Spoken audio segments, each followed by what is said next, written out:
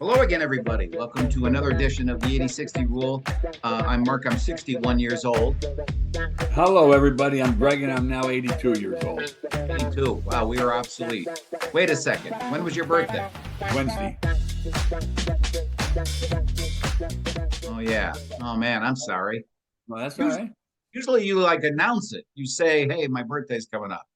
I'm sorry. No, that's okay. That's okay. That's okay. Happy birthday.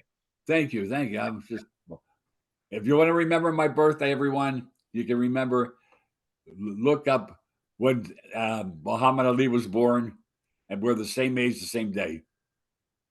Really? Same age, same day. With Steve Harvey, James Earl Jones, Michelle Obama.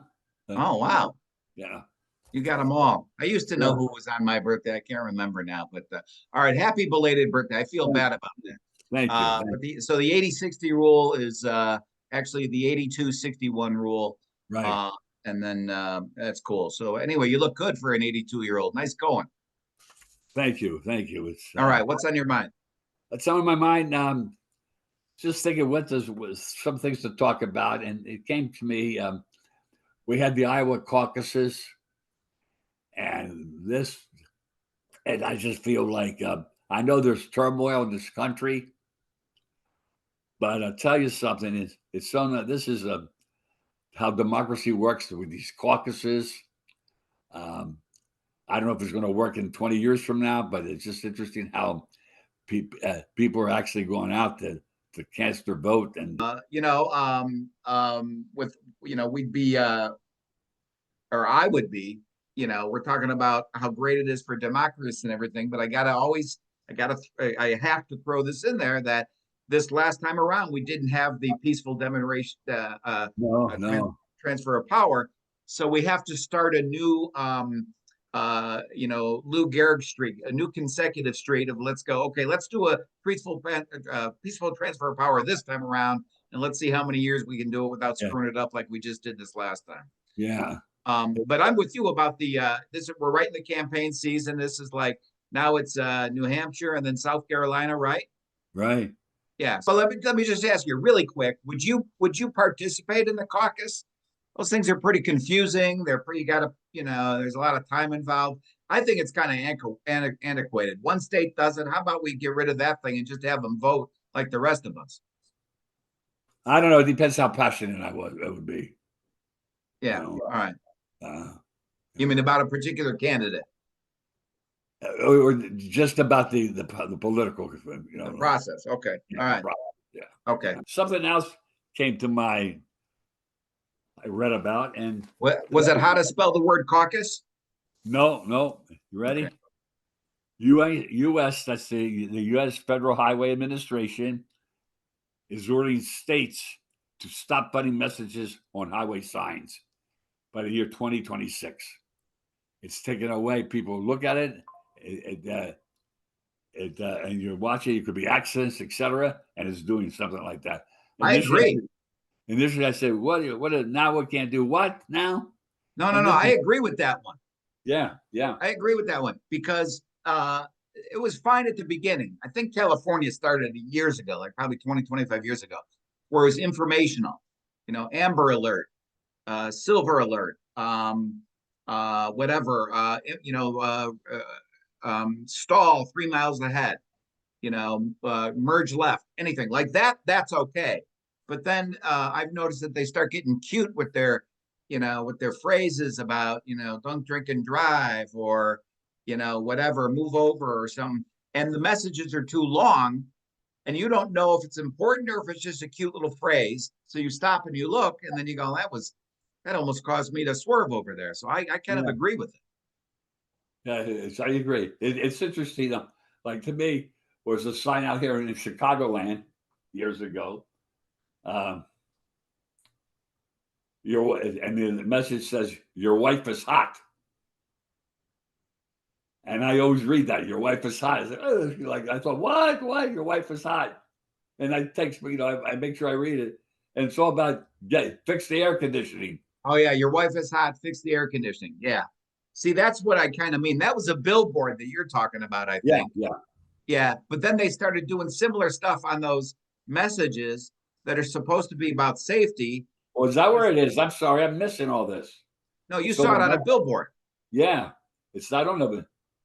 This is on the messages. Oh, it was? No, that's what it is, huh? Yeah, Funny. this is about the messages. I didn't get that. I'm sorry, I didn't Oh get yeah, that. this is not about billboards. This is a talk about like those signs over the highway. Yeah. And I all I was was like, wait a minute, I can't. I saying, gotta stop it. Let me go. You go to reverse so you can see it. right. My wife is hot. How would you know? Yeah. Go like what? Yeah, it's something. It's interesting. All right. Um, let me get you to another guy. This gets me. Peacock. I'm nothing against Peacock, but the publicity for Peacock to see one game was over the top. Yeah. Who knows? They paid $100 million to get that. Yeah.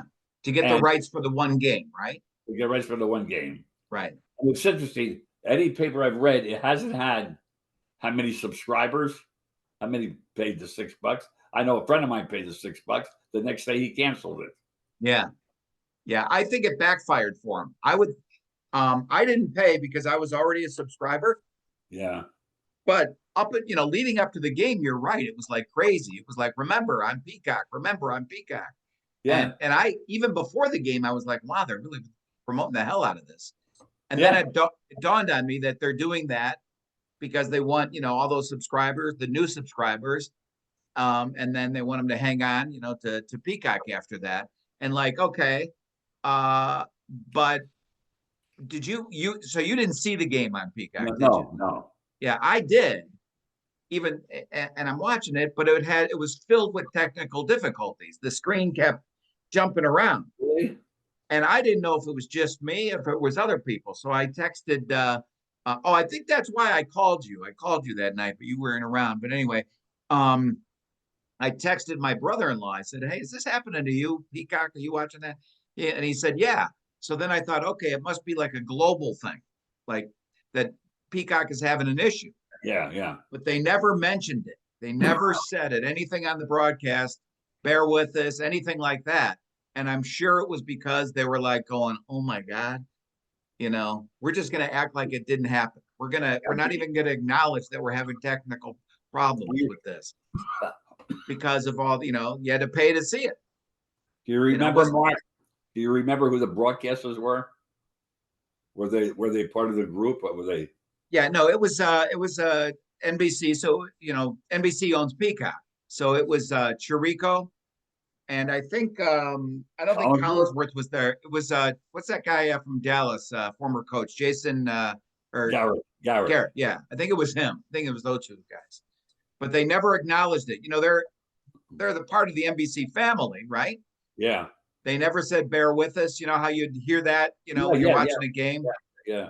They never said a word, and I'm sure it was because they were sitting there going like, well, we didn't think about this. What do we do if there's technical issues and people are, I wasn't upset. I would have been if I paid just for that. Well, how we doing, Mark? All right, we're good. I'm going to Google how you spell caucus, and then give it a shot. How would you spell caucus? Caucus. Very good. I think you're right. Caucus. All right. Very good. All right. Thank you, everyone. Thank you for listening. Any comments? We welcome. Have a nice week. All right. Thank you, everyone. Any comments? We welcome. Have a nice week. All right. See you later, Greg. I still care.